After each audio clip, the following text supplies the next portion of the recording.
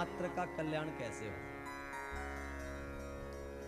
प्राणी मात्र का कल्याण कैसे हो? और दूसरा प्रश्न पूछा, शास्त्र तो बहुत है, लेकिन मनुष्य के पास समय कम होगा, इसलिए समस्त शास्त्रों का सार हमें बताइए। किम श्रेयः शास्त्र सारः कह स्व अवतार प्रयोजनम।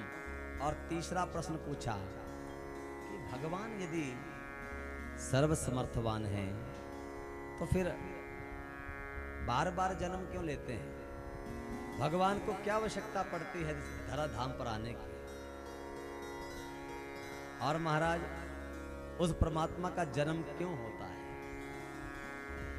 चौथा प्रश्न पूछा, यदि भगवान ने अवतार लिए तो भगवान के कितने अवतार हुए,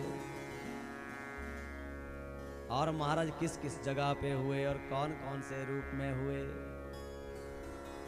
पांचवा प्रश्न पूछा, जीवन का परम लक्ष्य क्या है? जीवन का परम लक्ष्य।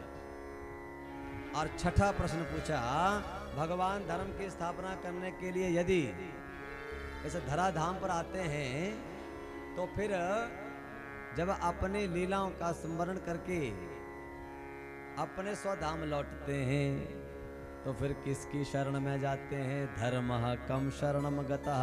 वो जो धर्म की स्थापना की है वो धर्म किसके शरण में जाता है? उसका संरक्षण कौन करता है?